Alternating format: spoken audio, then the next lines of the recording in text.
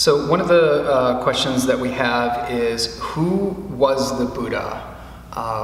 Do we worship the Buddha? Who is this figure that seems so mystical and so magical and kind of often misunderstood? At least the way that I view the Buddha in my life and my training, in some ways I think a practical sense is what really helped me in my own practice and my own understanding. I kind of had to overcome this barrier of glorification that we see through art and statues and some of the stories that were created.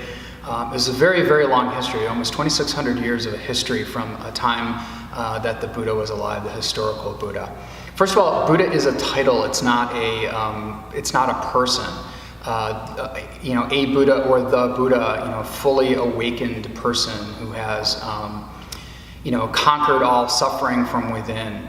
It was a title that was given to the Buddha, the person we call the Buddha, actually after he passed. He was not called the Buddha in his lifetime. He was called other things, Bhagavat or Tathagata, more of just a teacher, a ruler, respective of a respected teacher within his time. The practical sense of the way that I like to look at who this figure was, Siddhartha, who was born in northern India, into a wealthy family, into a kingdom, so he was a prince, lived a very good life, was well educated, had food in front of him. He didn't really want for much, but also a very intelligent person, and kind of saw issues around him and saw this cycle of suffering, this concept of always coming back. Again, the religion at the time had concepts of reincarnation. They also had a caste system, so the very rich people were always kind of coming back as rich people, but the Dalit, the untouchables, the slaves, they were also always coming back that way. It just didn't seem like it matched his view of how he saw nature and the universe move. So what I like about looking at this person as a person helps, I think, in our daily lives. I think that there's a more practical way of looking at this figure. If you can cut away all the glorification, if you can cut away all of the art that you've seen in the statues and supernatural stories, and really get down to a person who was born the same way that we were born, who lived a life the same way we live our lives, who, with no divine intervention, with nothing more than just his own ability, his own struggle, his own practice, his own intuition, to be able to get to a point to really understand what he was seeing around him and comprehend things in such a way to see how the nature moved and how we were related to that.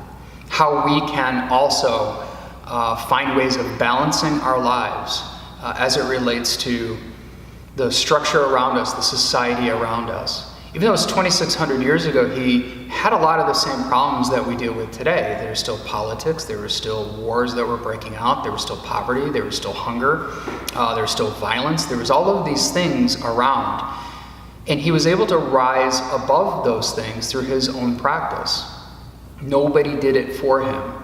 He was able to concentrate and use the practice he learned through different forms of meditation, and in some ways unlock his mind, not in a supernatural way. I always joke that when he had this great awakening, he didn't turn into a superhero. He didn't, fight crime and do mind tricks. He was just a more balanced, settled person. He was able to get rid of the cycle of suffering within himself, which is really within his thoughts and his mind. And when he came to teach and started to teach the first group that became his original disciples, he didn't say, let me do this for you. He couldn't absolve people. He couldn't give them superpowers to be able to get there.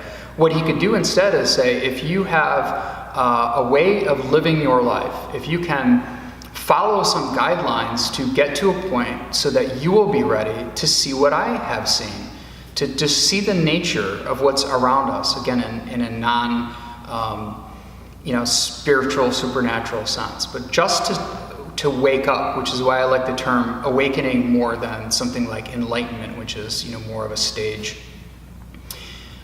Awake to what's in front of us, awake to what's around us, the truth and nature of the universe and how that relates to us. So A lot of people also don't realize that the Buddha was alive for a long time after. He was in his early 30s when he had this great awakening and started to teach, and the Sangha grew over time. He was 45 years or more of teaching. So a lot of the works that we have now that we read and we kind of study and review are really just him wandering around talking to people, spreading this concept of balance your life and live a certain way, and you may too see the truth of the nature around you and be a better, more compassionate person.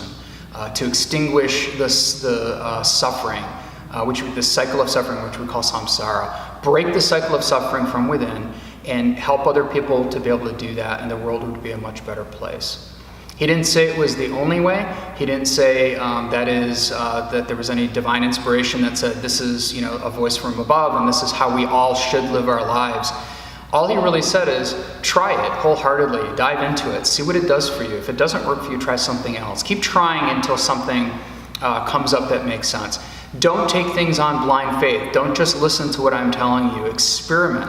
Take evidence, live your life through this and see what evidence presents, and you'll understand if it's the right way to go or not.